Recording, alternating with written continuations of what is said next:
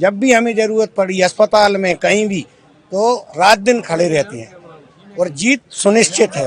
हमारे जो विधायक जी हैं, कोई अगर बच्चा भी फोन लगाता है तो वो उठा लेते हैं और उन्होंने इस क्षेत्र के विकास के लिए निरंतर प्रयास किए हैं और जो भी उनके सपने अधूरे हैं तो उसको पूरा करने के लिए ही वो दोबारा से चुनाव लड़ रहे हैं और निश्चित ही वो विजय होंगे भारी मतों से और इस अशोकनगर का कायाकल्प होगा। पिछले 1-1.25 वर्ष में सड़क की हालत बहुत बद से बदतर थी। हमने अधिकांश जगह सड़क डालने का काम किया। बाढ़ राहत के तहत हमने बड़े बड़े नाले बनाने का काम किया है। स्मार्ट सिटी घोषित होगी, स्मार्ट सिटी बनाएंगे अगले 1 वर्ष में।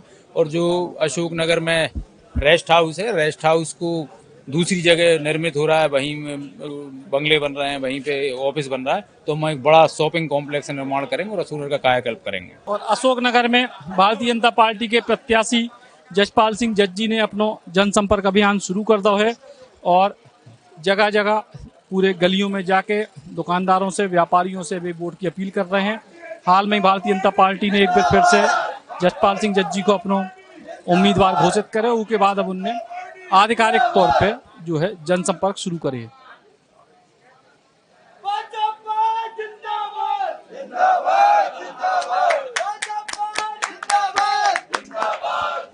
जब भी हमें जरूरत पड़ी अस्पताल में कहीं भी तो रात दिन खड़े रहते हैं और जीत सुनिश्चित है।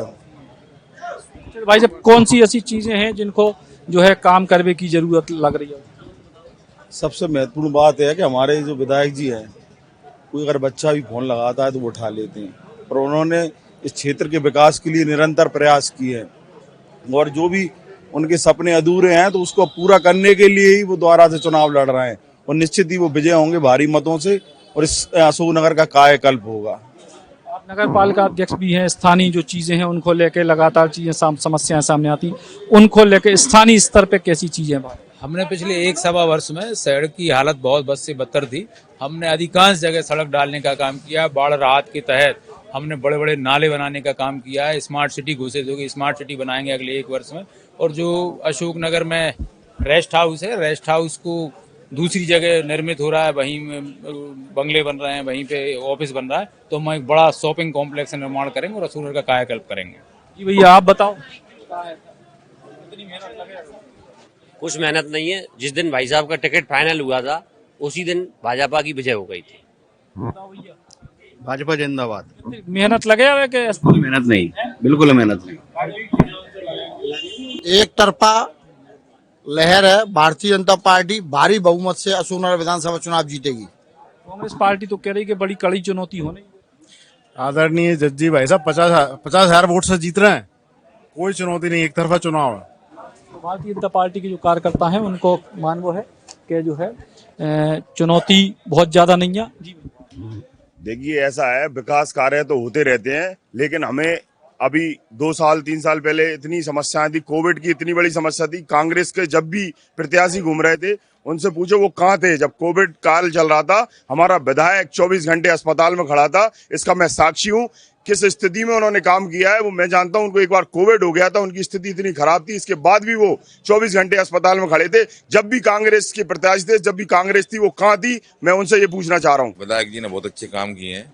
कोविड में वो भैया सही बोल रहे हैं, लोग मर रहे थे, लोग घर से बाहर नहीं निकल रहे थे, तब हमारे विधायक हॉस्पिटल में 2 महीने लगातार खड़े रहे और जनता की सेवा की उन्होंने।